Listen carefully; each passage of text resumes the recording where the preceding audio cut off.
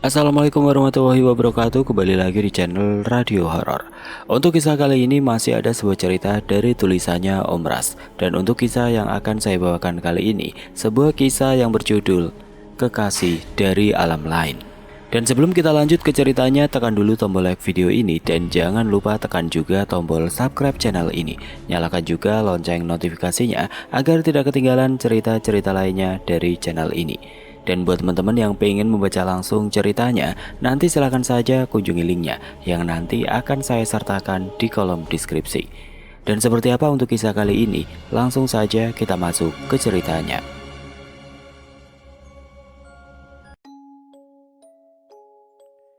Cerita kali ini dari salah satu teman saya, masih dari tanah Kalimantan, tepatnya Kalimantan Selatan. Cerita ini terjadi sekitar 2011-an. Sebelum dia mengenal saya tentunya. Saat itu pun saya masih di Kalimantan Tengah, kadang-kadang bolak-balik ke Kalimantan Selatan ke tempat nenek. Sebut saja namanya Baan. Orangnya ganteng, tinggi, berkulit hitam manis, berambut keriting, tapi nggak sampai keriput. Bergigi gingsul dan lesung pipit yang menambah manis saat dia tersenyum. Di desanya, Baan selalu menjadi perbincangan hangat kaum cewek-cewek, bahkan emak-emak.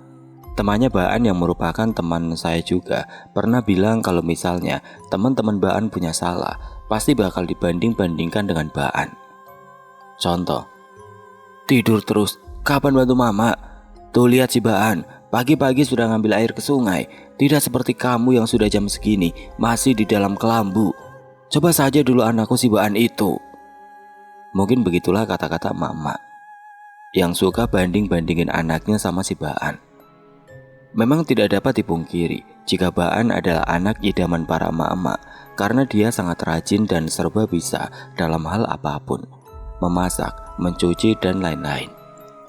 Tapi tidak jarang juga dia dapat perlakuan kurang mengenakan dari pemuda-pemuda lainnya yang merasa direndahkan oleh emak-emak mereka karena sudah dibanding-bandingkan dengan Baan. Tapi sedikit pun Baan tidak pernah melawan. Dulu awal kenal sama Baan, Om juga pernah hampir berkelahi sama orang karena ngebela Baan. Tapi katanya nggak usah, nggak ada hasilnya jahat dilawan jahat. Malam itu Baan atau yang nama panjangnya Subhani itu sedang menaiki sepedanya. Sepeda biasa, bukan sepeda motor. Dia baru pulang kerja dan kebetulan jalan utama menuju desanya sedang ada perbaikan jalan. Jadi dia pulang lewat jalan memutar, melewati kebun sawit berhektar-hektar luasnya itu.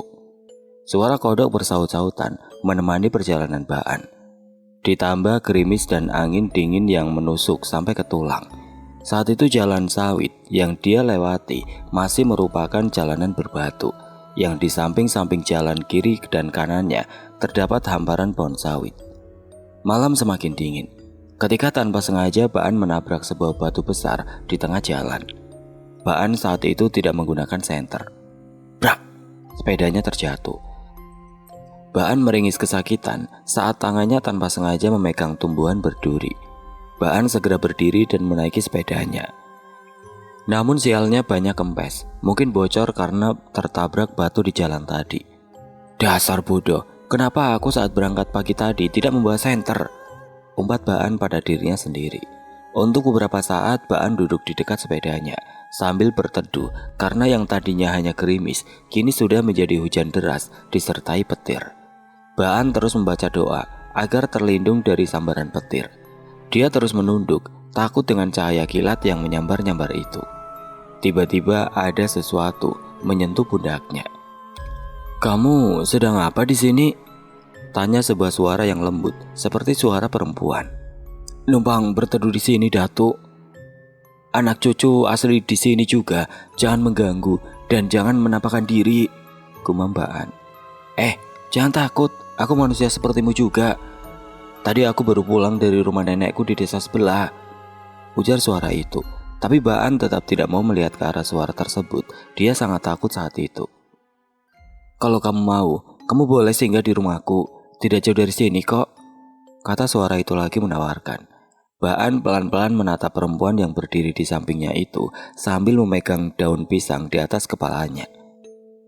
"Aku bukan hantu," ucap perempuan itu sambil tersenyum. Senyumnya sangat manis, wajahnya sangat cantik, berambut panjang, dan mengenakan baju terusan panjang. "Ayo, berteduh di rumahku dulu," ajak gadis cantik itu seraya mengulurkan tangannya pada Baan.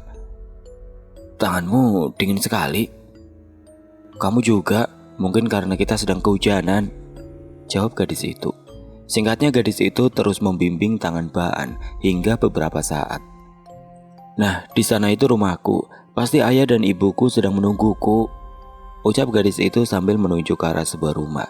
Dengan bantuan dari cahaya kilat itu, Baan dapat melihat sebuah rumah yang lumayan bagus untuk ukuran di tengah perkebunan sawit. Baan terus mengikuti gadis itu. Sesampainya di depan pintu rumah gadis itu, langsung membuka pintu rumahnya. "Ayo masuk," ajaknya pada Baan. Sesampainya di dalam rumah, mereka berdua disambut ramah oleh seorang wanita dan lelaki seusia ibunya Baan.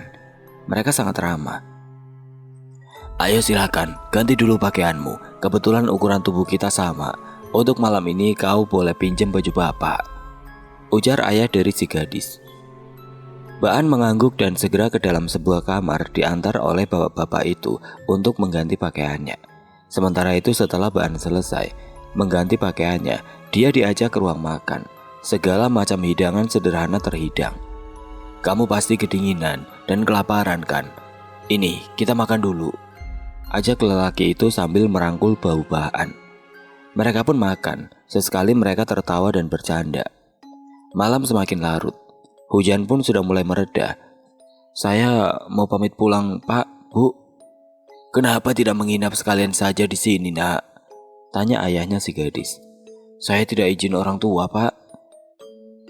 "Terima kasih banyak ya, Pak, Bu, sudah mau menerima saya sebagai tamu di rumah Bapak dan Ibu." "Sama-sama. Kami senang ada orang yang mau mampir ke sini. Kapan-kapan mampir lagi kemari ya," kata ayahnya si gadis. Baan mengangguk lalu berjalan pulang dengan membawa sepedanya. Tidak ada apa-apa selama perjalanan. Namun Baan terus-terusan memegang tengkuknya yang sedari keluar rumah keluarga si gadis itu selalu merinding. Mungkin karena kedinginan setelah hujan tadi, batin Baan sembari terus berjalan. Di depan persimpangan jalan sekitar 2 km lagi, dia akan sampai di rumahnya. Singkatnya setelah sampai di rumahnya, Baan langsung tidur. Namun matanya seperti enggan terpejam karena selalu terbayang wajah gadis yang tadi. "Dia sangat baik pada aku, tapi aku bahkan lupa menanyakan namanya. Besok aku akan lewat sana lagi, sekalian membawakan buah kelapa untuk mereka sebagai rasa terima kasihku," batin Baan. Lalu dia terlelap.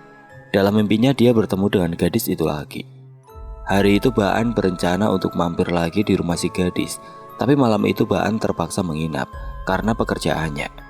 Keesokannya pun lagi-lagi dia terhalang pekerjaan saat hendak ke rumah si gadis. Di hari keempat saat pekerjaannya selesai dan dia pun segera berangkat menuju ke rumah si gadis melewati jalanan sawit. Namun di tengah jalan dia dikagetkan oleh penutupan jalan di sana. Ada beberapa orang di situ. Setelah Baan bertanya-tanya dengan orang-orang itu, katanya ada yang meninggal di sana dimakan ular. "Sebaiknya kau jangan lewat jalan sini dulu, ularnya sedang diburu warga beramai-ramai," ujar orang itu melarang Baan untuk melewati jalan itu. Dia pun menuruti dan akhirnya pulang dengan wajah lesu. Malam harinya dia tidak bisa tertidur karena selalu terbayang wajah si gadis cantik yang tinggal di tengah kebun sawit itu. Rasa rindu yang semakin menjadi membuat Baan nekat untuk pergi malam itu juga ke rumah si gadis. Baan mengayuh sepedanya dengan cepat. Singkat ceritanya, dia pun sampai di persimpangan jalan sawit. Baan terdiam sesaat. Ada rasa khawatir menyerbunya. "Tidak, aku tidak boleh takut lewat jalan ini. Mungkin saja ular itu sudah dibunuh para warga tadi siang." Lalu dia pelan-pelan mengangkat sepedanya melewati kayu-kayu yang digunakan orang-orang untuk menutup jalan itu. Baan dengan cepat kembali mengayuh sepedanya. Di tengah perjalanan, Baan melihat seorang laki-laki yang saat menoleh ke arahnya dan terkena senternya. Ternyata orang itu adalah ayah dari si gadis. Baan tersenyum lalu memanggil orang itu. "Ngapain kamu malam-malam melewati jalan sini, Nak?" tanya lelaki itu sambil tersenyum. "Rencananya saya ingin bertemu ke rumah bapak tadi siang, tapi jalanan ditutup karena katanya ada orang dimakan ular." "Iya, Ularnya sampai sekarang belum ketemu. Bapak juga baru pulang dari memburu ular itu bersama warga lainnya. Kamu melewati portal jalan itu ya? Ujar ayahnya si gadis tersenyum. Baan juga tersenyum. Keduanya berjalan menuju rumah si gadis. Kok rasanya dekat ya Pak rumah Bapak? Masa sih? Perasaan Bapak sama saja. Mungkin kamu terlalu ingin menemui putriku, makanya jalanan yang jauh terasa dekat. Jawab ayah si gadis sambil tertawa kecil. Ayo masuk, ajaknya kemudian. Baan menyandarkan sepedanya di samping rumah, lalu bergegas ikut masuk ke rumah. Abah kenapa baru pulang sekarang? Aku dan mama takut kalau ular itu nyasar kemari, ujar si gadis pada ayahnya. Si ayah tertawa, lalu merangkul si gadis. Ada tamu ya, sini masuk. Kebetulan kami sedang menunggu ayahnya Tia untuk makan. Ayo, sekalian kamu juga ikut makan ya, kata ibunya si gadis yang dijawab anggukan pelan oleh si Baan. Saat sedang makan tanpa sengaja, Baan menyenggol gelas kaca hingga pecah. Maaf Pak, Bu, ucap Baan seraya membereskan gelas itu. Tidak apa-apa nak, gelas itu memang rapuh, kata ibunya si gadis sambil tersenyum. Makan pun selesai. Baan duduk-duduk bersama ayah si gadis. Mereka mengobrol kesana kemari. Oh ya, Bapak lupa ya, kita belum berkenalan, ucap ayahnya si gadis sambil tertawa kecil. Saya Subhan Pak, di tempat saya biasanya saya dipanggil Baan. Kalau saya panggil saja Pak Ahmad. Istri saya namanya Bu Rusna, dan kalau anak gadisku yang cantik itu namanya Tia, ujar Pak Ahmad memperkenalkan namanya dan juga anak istrinya. Tia, kemari dulu nak, panggil Pak Ahmad. Tia keluar seraya membawa 2 gelas kopi dan sepiring keripik ulat atau keripik jamur. Setelah Tia keluar, bapaknya masuk ke dalam. Baan dan Tia berkenalan, kemudian dia mulai akrab mengobrol kesana kemari. Tidak terasa sudah hampir pagi. Sayup-sayup Baan mendengar suara azan dari desa. Astaga, ternyata sudah hampir pagi. Tidak terasa ya, kata Baan menatap gadis cantik di sebelahnya yang juga sedang menatapnya sambil tersenyum. Aku pulang dulu ya, pamitkan sama ayah dan ibumu. Soalnya aku takut jika kesiangan lewat portal jalan itu akan ketahuan warga. Tia tersenyum manis seraya mengangguk. Besok kalau kemari lagi bawakan aku kelapa ya, pesan Tia sambil memegang lengan Baan. Tiba-tiba Tia mencium pipi kanan Baan. Ada rasa aneh menyelimuti tubuhnya. Badannya tiba-tiba terasa gemetar, karena memang baru pertama kalinya dicium perempuan selain ibunya di rumah. Baan mengambil sepedanya di samping, lalu setelah itu dia langsung menaiki sepedanya. Ingat ya, bawakan aku kelapa, ujar gadis itu. Baan mengangguk dan melambaikan tangannya ke arah gadis tersebut. Dari mana saja kawan? Tanya ibunya yang baru selesai sholat itu. Maaf ma, aku dari rumah temen, jawab Baan seraya duduk di dekat ibunya. Semalam kau tidak pulang? Tanya ibunya. Maaf mak, ucap Baan menunduk. Benar, kau dari rumah temanmu. Temanmu yang mana? Tadi malam setelah kau pergi, ada teman-temanmu teriak manggil kamu. Katanya mau mengajakmu jaga malam di pos kampling, kata ibunya. Teman baru mah, jawab Baan terbata-bata. Siapa? Tia mah. Tapi bener mah, cuma temen, dan saat aku ke rumahnya pun di sana ada orang tuanya. Bahkan ayahnya dan ibunya juga sangat baik pada aku. Jawab Baan cepat, takut ibunya marah. Ibunya Baan menarik nafas panjang.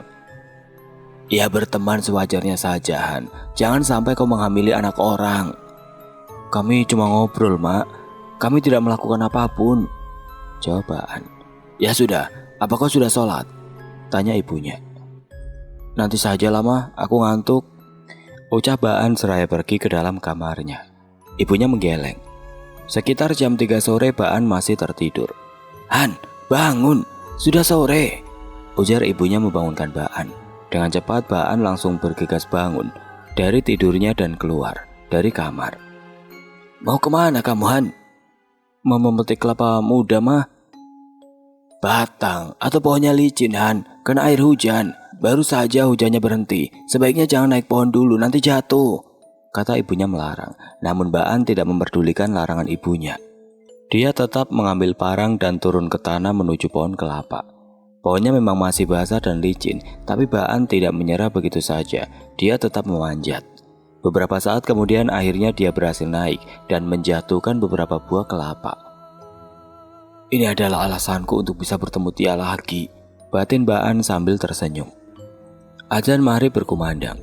Ayo sholat dulu Han, nanti lagi mengerjakan itu. Singkatnya setelah selesai sholat maghrib, Baan hendak langsung pergi ke rumah Tia. Mau kemana lagi Han? Kamu kan belum makan seharian, ujar ibunya seraya menutup pintu rumah. Baan menggaruk kepalanya yang tidak gatal. Makan dulu, baru boleh pergi. Jangan biasakan numpang makan sama orang terus. Baan pun menuruti ibunya. Mereka berdua makan dengan lahap. Ikan lundu goreng dan nangka rebus ditambah sambal kumintin atau sambal kemiri. Setelah selesai makan dan membantu ibunya membereskan piring-piring kotor, Baan pun langsung pamit untuk pergi ke rumah Tia. Ya, nanti pulangi jangan malam-malam ya, jangan menginap lagi, pesan ibunya. Baan mengangguk lalu kemudian segera mengayuh sepedanya. Tidak lupa dia juga sudah membawa beberapa buah kelapa. Sepanjang perjalanan Baan membayangkan wajah gadis dambaan hatinya sambil tersenyum-senyum. Hingga dia tidak menyadari ada ular besar yang sedang menyeberang jalan. Brak! Baan menabrak tubuh ular itu. Sesaat setelah dia menyadari, Baan pun langsung lari menjauhi ular itu. Namun sebelum dia berhasil lari, kakinya sudah lebih dulu ditumbuk oleh buntut ular tersebut hingga membuat Baan jatuh. Saat dia terjatuh, ular besar itu langsung melilitnya. Baru beberapa saat saja berada di dalam lilitan ular itu, Baan sudah merasakan dadanya sesak. Sulit mengambil nafas. Namun di saat-saat seperti itu pertolongan datang. Berhenti! Teriak seorang lelaki dari kegelapan sambil mengisyaratkan dengan tangannya. Anehnya perlahan-lahan ular itu langsung mengendurkan lilitannya pada tubuh Baan. Dan setelah terlepas, ular itu segera pergi ke sisi jalan. Kamu tidak apa-apa kan Baan? Tanya lelaki itu yang ternyata adalah ayah si gadis. Baan menggeleng pelan, dadanya masih terasa sakit. Ayah si gadis itu pun segera membantu Baan dan memapahnya menuju ke rumah. Singkatnya saat mereka sampai di rumah ibu dan Tia, kaget melihat Baan yang dipapa oleh ayahnya Tia. Kenapa bah? Panjang ceritanya, nanti saja Abah ceritakan. Sekarang lebih baik kau sediakan ramuan untuk Baan, sepertinya dia masih shock. Beberapa saat kemudian Tia muncul lagi sambil membawa segelas air berwarna hijau. Lalu memberikan gelas itu pada ayahnya. Ayo minum dulu, biar kamu lebih tenang, kata ayahnya Tia seraya meminumkan air berwarna hijau pekat itu ke mulut Baan. Saat Baan meminumnya, yang pertama dia rasakan adalah rasa pahit yang teramat sangat. Sudah pak, saya sudah tidak kuat, ujar Baan menolak minum air berwarna hijau itu lagi. Ayahnya Tia lalu menceritakan tentang Baan yang dililit ular tadi. Dan setelah selesai bercerita, ayahnya Tia pun segera pamit pergi. Tia, kamu temani Baan ya, kata ayahnya Tia sebelum pergi. Tia mengangguk lalu duduk di sebelah Baan. Mereka berdua tidak berbicara apapun. Baan masih takut, tubuhnya pun gemetar. Kamu menginap saja di sini, aku takut kalau kamu pulang nanti diserang ular itu lagi, kata Tia seraya menyadarkan kepalanya di bau Baan. Baan menarik nafas panjang lalu membelai lembut rambut gadis itu. Tia, cara ayahmu mengusir ular itu sangat hebat. Apakah ayahmu seorang pawang ular? Gadis itu mengangkat kepalanya lalu menatap wajah Baan. Nafasnya hangat terasa. Kamu mau lihat? Tanya Tia seraya bangun dari duduknya lalu berjalan ke dalam sebuah kamar. Sesaat kemudian dia keluar lagi sambil membawa sesuatu yang ternyata adalah seekor ular berwarna kuning kemasan. Ini peliharaan ayahku, kamu mau pinjam? Kata Tia seraya menodorkan ular itu pada Baan. Baan terlonjak kaget begitu disodorkan ular tersebut. Jangan, itu kan ular berbisa Tia. Kamu takut ya? Tanya gadis itu sambil tertawa terbahak-bahak. Lalu masih dengan tawanya gadis itu kembali membawa ularnya masuk dan beberapa saat kemudian dia keluar lagi. Kamu minuman? Tanya Tia. Baan menggeleng pelan seraya membenarkan letak duduknya. Katamu, malam itu kau takut ular? Tanya Baan. Iya, sama ular yang bisa memakan manusia. Kalau ular kecil seperti itu tadi, aku tidak takut. Baan menghela nafas panjang. "An, bagaimana tawaranku tadi?" tanya gadis itu. Baan menatap wajah cantik gadis itu, kemudian mengangguk. "Iya, aku masih takut lewat jalan itu malam-malam begini," jawab Baan kemudian. Tia tersenyum manis, lalu tangannya mencubit hidung Baan. "Ternyata kau penakut juga ya?" Baan yang tidak terima dikatakan penakut langsung membalas cubitan Tia. Mereka berdua tertawa. "Tia, Abah Mama mau pergi ke rumah nenekmu dulu ya." Tiba-tiba mereka dikagetkan dari suara ayahnya Tia. "Iya Bab, pulangnya kapan?" "Mungkin nanti, tapi bisa saja kami tidak pulang." "Oh ya Baan, tolong temani Tia ya, kasihan dia sendirian." Baan dan Tia mengangguk bersamaan. Lalu kedua orang tua Tia pun langsung keluar, berjalan menuju rumah neneknya. Beberapa saat hening setelah kepergian ayah dan ibunya Tia tadi. "An, kamu sudah ngantuk belum?" "Belum, aku merasa suasananya berubah setelah orang tuamu pergi."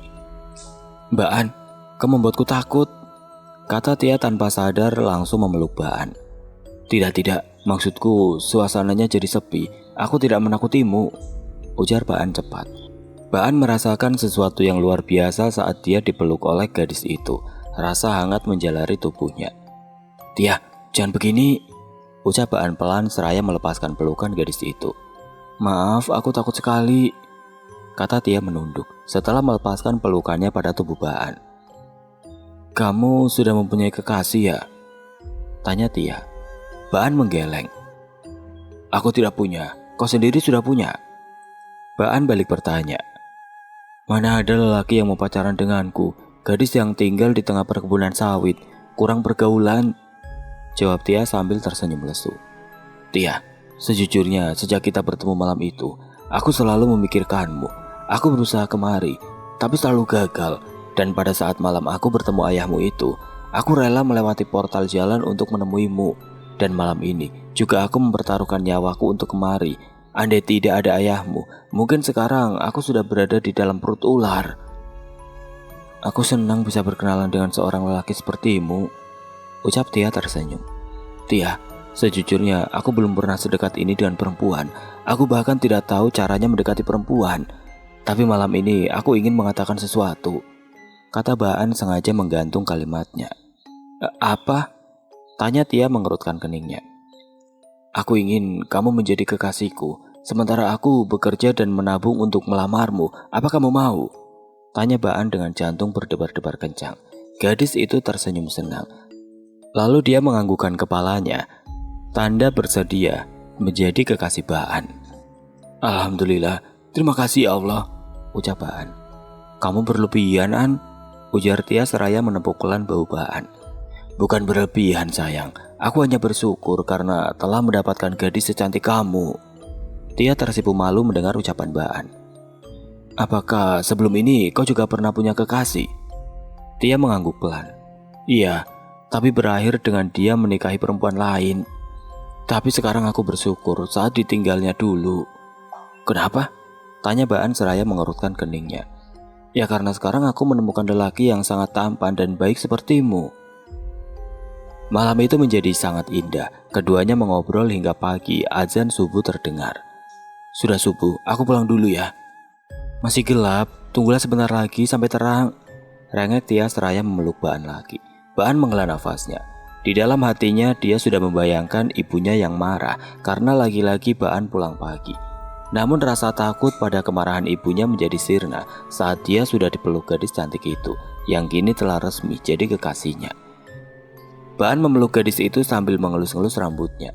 Matanya sudah terasa sangat berat, namun dia tidak ingin memejamkan matanya, walau hanya sesaat. Kegelapan mulai menghilang, pagi telah datang. "Aku pulang ya, sudah pagi," kata Baan yang dijawab anggukan oleh gadis itu. Kemudian saat Baan berdiri, gadis itu memeluknya lagi, dan kali ini perlahan-lahan menciumi pipi Baan. "Hati-hati ya, nanti datang lagi kemari," ucap gadis itu sambil tersenyum. "Tapi nanti sore aku ada kerjaan." Tia memasang wajah cemberut setelah mendengar jawaban Baan. "Pokoknya aku tidak mau tahu, kamu harus kesini nanti malam," ujar gadis itu. Baan menarik nafas panjang. "Baiklah, nanti akan aku usahakan." "Aku menyayangimu," bisik Tia. "Aku juga, Aku sangat-sangat menyayangimu, jawaban seraya mencium pipi Tia. Aku tunggu, teriak Tia saat Baan sudah jauh. Pagi itu berkabut, jarak pandangan Baan jadi terbatas karena kabut yang tebal. Singkat cerita dia sampai di rumah. Dan saat dia menyadarkan sepedanya, tiba-tiba pintu rumah terbuka. Ibunya Baan berdiri dengan wajah marah. Tidak usah pulang saja, Han, bentak ibunya yang masih berdiri di depan pintu. Maaf mak, tadi malam aku dililit ular dan aku terpaksa menginap di rumah pacarku. Sejak kapan kau punya pacar? Tanya ibunya mengerutkan kening. Sejak tadi malam mak. Astagfirullah, daripada pacaran-pacaran gitu, nanti ujung-ujungnya anak orang kau hamili. Lebih baik kau nikahkan saja. Tapi mak, aku belum punya uang. Kalau kau serius dengan perempuan itu, hari ini kita akan pergi ke rumahnya. Masalah uang tidak perlu kau pikirkan. Uma bisa menjual tanah jika mahar yang dipintanya tinggi, kata ibunya Baan lagi. Baan tersenyum seraya membayangkan dia dan Tia menikah. Jadi hari ini kita langsung bawa seserahannya, mak. Seserahannya nanti kalau lamarannya sudah resmi. Hari ini kita tanyakan dulu pada orang tuanya, mau apa tidak menerima kamu jadi suami anak mereka. Mendengar jawaban ibunya, mata Baan yang tadi mengantuk seketika jadi jreng. Dia pun bergegas mandi dan berpakaian rapi, sementara ibunya sedang memasak masakan di dapur. Sekitar jam 8 pagi keduanya makan telur goreng sambal sarai dan nasi putih hangat. Setelah selesai makan, Baan dan ibunya pun berangkat menuju rumah Tia. Mereka menggunakan jasa ojek untung mengantar mereka ke tempat tujuan. Singkat cerita, mereka pun sampai di dekat portal.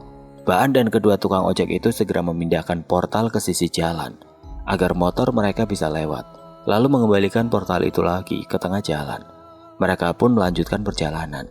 Namun Baan dibuat kaget saat tiba di lokasi rumah Tia dan tidak melihat ada apa-apa di sana selain pohon sawit. Di mana rumah pacarmu, Han? Seharusnya di sini, mak, tapi kok tidak ada ya? Kata Baan bingung. Coba cari lagi, mungkin kamu salah. Mereka kemudian melanjutkan perjalanan lagi untuk mencari rumah Tia. Namun nihil, rumah gadis itu tidak kunjung ditemukan. Padahal sudah berjam-jam mereka memutari tempat itu.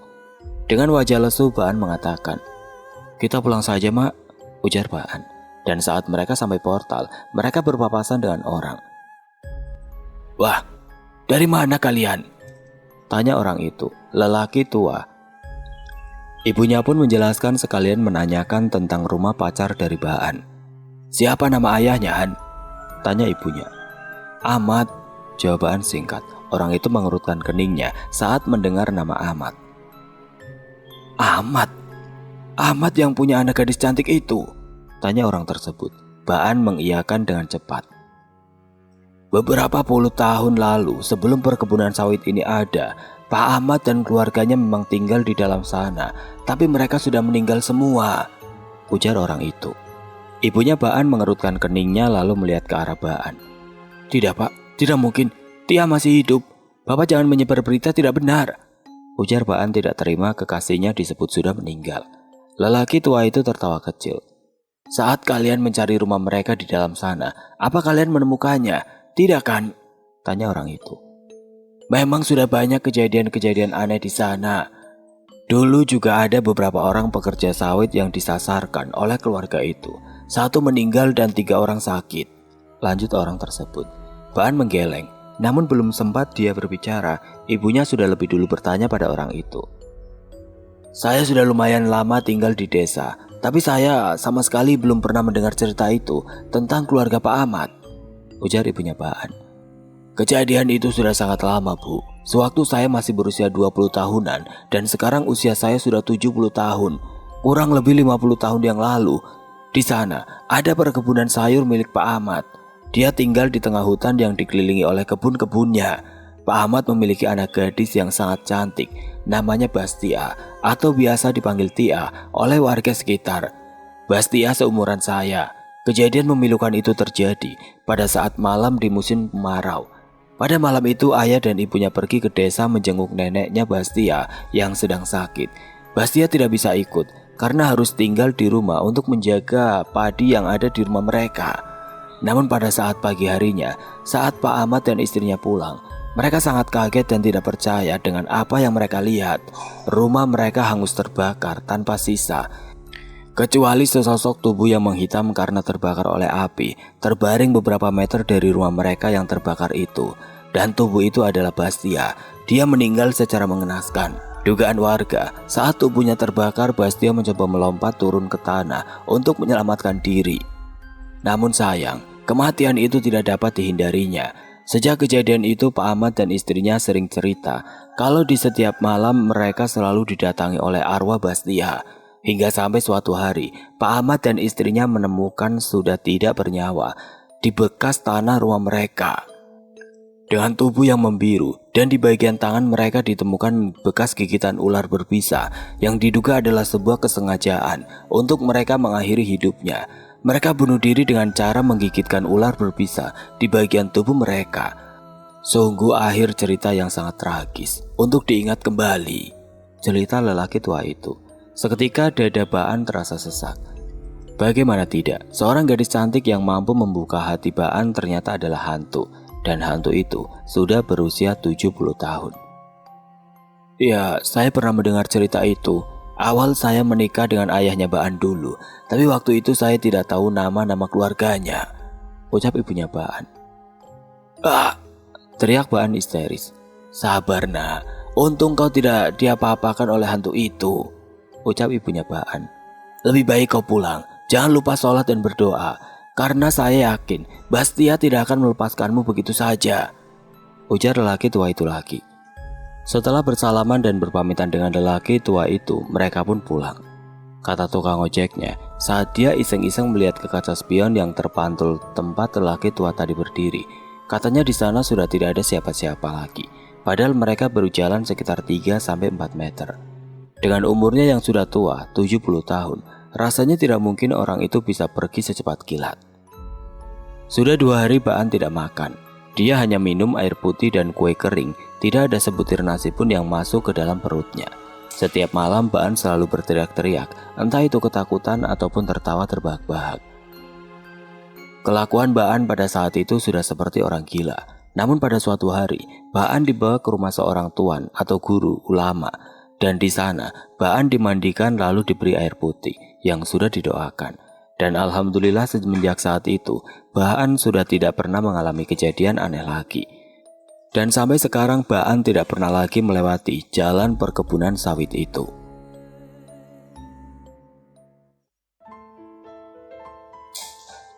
Oke teman-teman, sekian untuk kisah kali ini. Bagaimana menurut kalian tentang kisah ini? Tulis komentar kalian di kolom komentar. Dan semoga apa yang sudah saya sampaikan dalam kisah ini dapat dijadikan pembelajaran untuk kita semua. Dan buat teman-teman yang baru bergabung, jangan lupa untuk like, komen, share, serta subscribe channel ini. Dan nantikan kisah-kisah horor berikutnya tetap di channel Radio Horor. Wassalamualaikum warahmatullahi wabarakatuh.